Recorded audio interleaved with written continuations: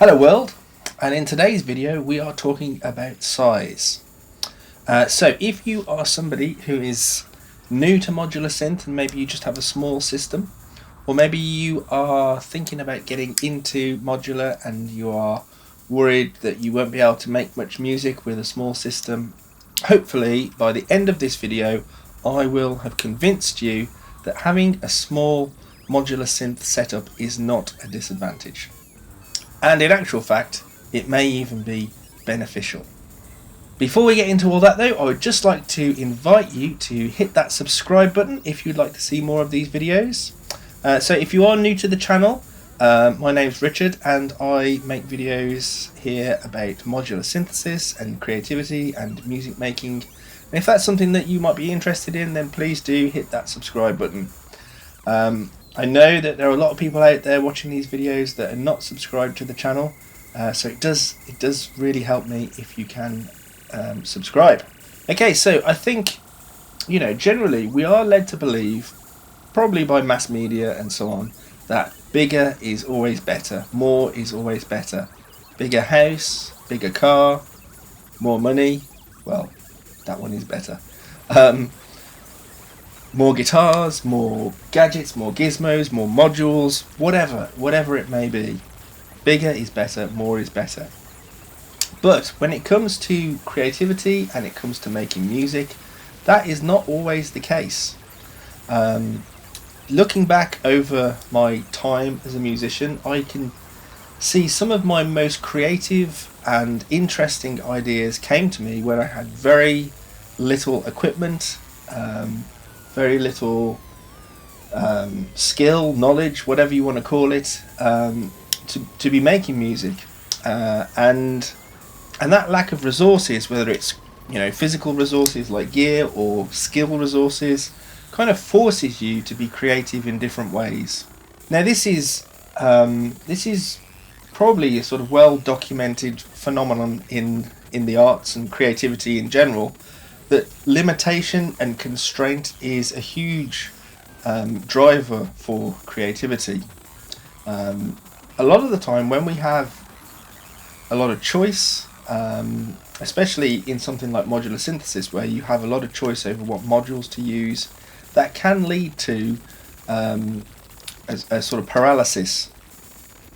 If I take the example of VCV, which is a brilliant system, a brilliant software for modular synthesis, and in fact the way that I got into modular synthesis in the first place. But with VCV there are literally thousands of modules that are available for free, and of course as soon as I downloaded VCV and got it running on my computer, the first thing I did was update my library to have as many modules as possible in there, so that I could choose from whatever I want. And I thought that would be really helpful because in any given situation I would be able to find a module that would provide a solution. However, the reality is that I probably spent more time scrolling through all the different modules that are available than I actually did making any music. And whenever I did have any success with making music with VCV, it would always be when I limited my choice of modules. So after a while, I decided to try and use VCV in a way that would emulate a real life setup. So I kind of worked out what modules I wanted in my hardware rig, albeit that I wasn't able to purchase them at the time. And so I made a simulation of that, I guess, which limited my choice of modules to what I could buy in the real world. And that kind of forced me to think creatively about how I could use those modules and make sure that I wasn't kind of wasting modules on things, which I probably would not have done if I had not got that limitation in place. If we look back through history, some of the most creative pieces of music have come out of fairly simple and minimal setups and or situations, and we only have to look at the music of that was recorded in the 60s and the pioneers of pop and rock at that time, the Beatles and Hendrix, to see how they used the studio in ways that were sort of new and creative because they couldn't do everything that they wanted to do. They didn't have the freedom that we have today with limitless channels in a DAW or an endless supply of plugins, etc., etc. And so that limitation forced them to be creative and to produce the amazing music that we have treasured ever since.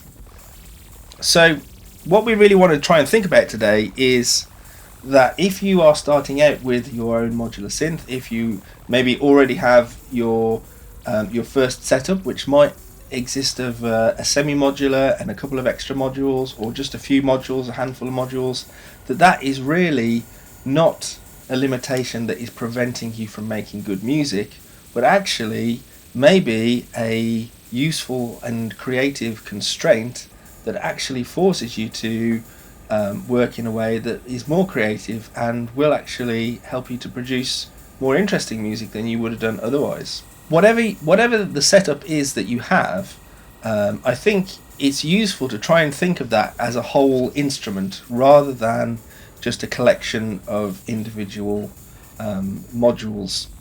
If you think that way, and you think about the instrument as a whole, that will push you to use the instrument maybe a little bit more creatively. So you're not necessarily seeing an oscillator as just an oscillator. There are other things that you could use an oscillator for, and it's sometimes some of those out of the box uses for certain modules that can help you to get a more creative solution out of your limited setup. So what are some of the ways that you can sort of maximize a small system? Well, I guess, when you are choosing your modules initially, it's good to choose modules that have a lot of functionality already built into them. So multi-purpose modules that will have lots of different functions or abilities already there. So a classic example is Make Noise Maths, which is often called the sort of Swiss Army knife of the modular world, because there's so many uses that it has and so many ways that you can use it creatively, whether it's using it as an envelope, an LFO, or using it at audio rates. There's so much you can do with that module that it really is super versatile, and if you had that as one of your module choices in your small system, there'll be a lot that you can do with it. Other things that you can try, sort of creative routing, I guess you could call it, so using feedback loops, self-patching modules, anything that you can do to kind of expand the way that the modules that you have got can be used, or maybe trying to do something different with them. Of course, there are also modules that have, I guess you could call like hidden functions. So it's not necessarily that the module is multi-purpose or can be used for many things, but actually there could be like sort of little Easter egg modes or secret modes. So some of the mutable instruments modules are classic examples of that, where certain button presses or whatever will activate a different mode, and again that gives you more options when it comes to the sort of sounds that you can create. Then of course we have other modules, and I know some people don't always like this, but modules such as ornament and crime, which are basically like a whole host of modules within a single module. And I know that you have to sort of use the screen a little bit, and you've got to sort of dive through some of those options to find what you want, which is sometimes what you're trying to get away from when you're using modular. But actually the way that ornament and crime is sort of laid out and the way it works, that is, I find that's kind of fairly minimal and quite manageable a lot of the time, so it is quite useful. Another module which I guess we can think of it as a multifunctional module, and one that has become what would you call it, a staple within a lot of my patches, is Pam's workout, either Pam's new workout or pro workout, whichever version of that you've got. But that module is so powerful in what you can do with it, and you know, whether it be sequencing or modulating with LFOs or different kind of functions. It really is such a great module, especially the new version, which I sort of got quite recently as well. You know, I might even do another video about that module and how I'm using it specifically, if people are interested in that. Though I kind of feel that there's a lot of videos of that type already out there. But yeah, so those are a couple of modules that really are super useful. And then of course there are ways of working which, you know, I guess you could say it's taking full advantage of your modular system as an instrument, and ways of working outside of the modular that can be helpful. So I know when I started out with my hardware system, I had a handful of modules at first, and I think even if you look back at some of the early videos on this channel, you'll see, you know, I'm using that wooden case that I used to have, and there might even just be like 3 or 4 modules right at the one end, and the rest of it is just empty. So, you know, what at that time, what did I do? You know, I thought in my head that I would start out and I would combine VCV with the hardware setup, so that I'd have access to more modules that way. But actually, I don't think I did that at all. I think as soon as I started in the hardware, I pretty much used that entirely and just didn't go back to VCV at all. Just for a brief moment, I don't know if you can hear this outside. So if you're from the UK, you'll be familiar with the sound of a scrapman. And these are trucks that drive round, and if you have any scrap metal, an old washing machine, whatever, you leave out the front of your house and they will take it away. And you can hear that horn sound. And that's all I can hear at the moment. The guy shouting for scrap iron, which is just a recording. He's not actually... You see, I think when I was a kid, it was actually... There was a guy that shouted out the window of his van, scrap iron, any old iron. But not anymore. They all have a recording that they just play. I don't know whether you can hear that in the video, but there's not much I can do about it right now. Anyway, yeah, so once I started into hardware, I pretty much abandoned VCV altogether, and I hadn't got a lot of modules to choose from. I think I had marbles, rings, clouds. I might have had two versions of rings. I can't remember, but you know, I started out with the classic, because that was what I used a lot in VCV. Rings into clouds and marbles as a sequencer. I might have had plats as well, or plates. Never really know how you pronounce that. So marbles, that module, you have the ability there to sequence through. It's almost like having 3 channels. You could sequence 3 different voices. So I probably had something that you could do that with, maybe two rings and a plats, and that was it. Possibly a mixer as well, and marbles. And so what I had to do was I had to look for other things outside of the modular that I could pair with it. So some of the early videos that I did, there's a lot of guitar in there as well, because I was playing my guitar and I was using effects pedals outside of the modular environment, if you will, to create extra sounds.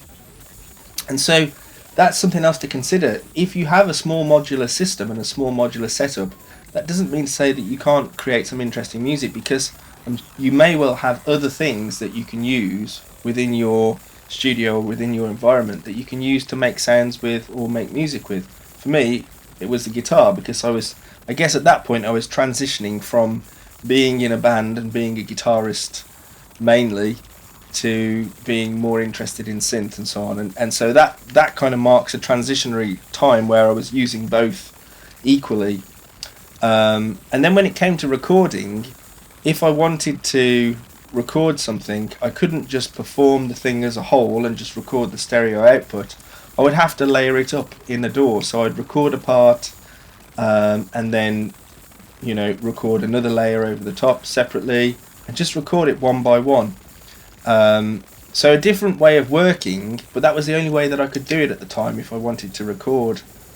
Other things that I did were I sort of would team up or pair with other people. So there might be somebody else that I knew that was making music as well, and we'd sort of collaborate and make pieces of music where I could provide some aspect of it with the modular, and then they would provide whatever they were doing. So there were other ways of making music that didn't rely on me just having a huge, massive modular system. There were times as well where I guess I would work, I guess you could call it, I don't know, like working in phases, where I would just record ideas, riffs, patterns, sequences, whatever. I would record them into the computer, not with the intention that they would be anything, but just really to create kind of like a scrapbook of ideas that potentially I could use them later, or even just use them as samples to use in other pieces of music. So I guess, what I'm trying to say is that we can think of it in two ways. One is how you can use your modular synth and the modules that you have more creatively, and the other is how you can use other things, other resources outside of the modular system that you can combine with your modular to make music, which means ultimately that you don't necessarily need to have a huge system to get some interesting results. There he goes.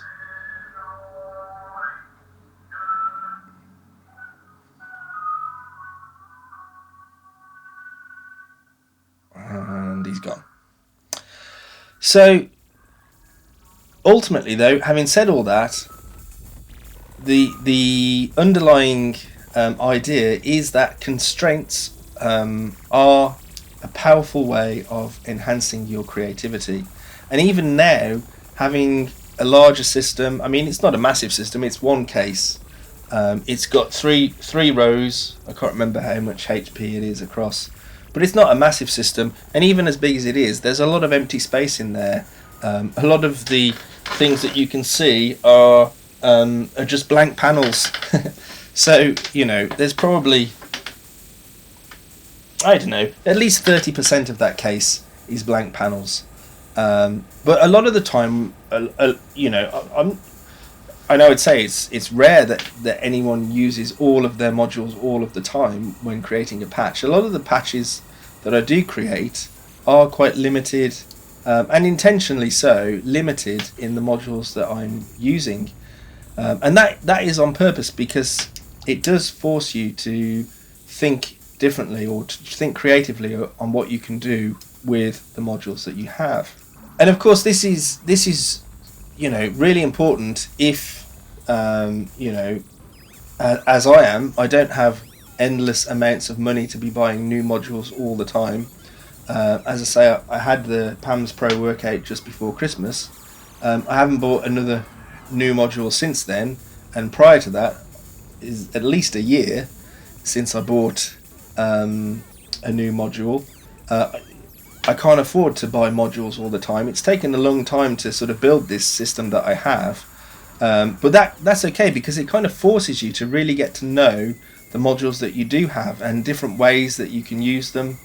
And I think if you are somebody that does have a small system and you are limited with the module choice that you have, you will really get to know those modules way better than somebody who, for whatever reason, may have a lot of money and is able to go out and buy a large system straight away. So I would always advocate, if you are somebody starting out, start out with just a small system, whether it just be a small number of modules or a semi-modular and a couple of modules to complement that. You will learn a lot more about your system, and you will learn a lot more about creativity that way than if you were to have a large setup from the beginning. Maybe a few things that you could try out if you if you are new to modular, or even if you're not, try to come up with some form of constraint yourself that will force you to think a little bit differently. That could be as simple as just limiting the modules that you allow yourself to use. I think I spoke about this before in other videos about coming up with very simple patches, but it is a really useful way to work and come up with ideas. If you if you have been working with Modular for a while, what are some of the ways that you overcame limitations with your setup in the beginning? Did you start out with a very small setup and have to find ways to work creatively? If so, please do share that in the comments below. Other people will, I'm sure, benefit from reading your comments, and it's also just interesting to hear how other people work and how they sort of get around some of the the limitations of their system. As I say, what you have to try and remember is that those limitations will not stifle you. They will not stop you from making interesting music or working creatively. You just have to kind of embrace the limitations and and sort of try and think a little bit outside the box, do things a little bit differently. Okay, so I hope you found this video interesting. Of course, if so, please hit the like button, and as ever, hit the subscribe button. I think that's all for now, so I will see you in the next video. Thank you very much for watching, and happy patching. Cheerio.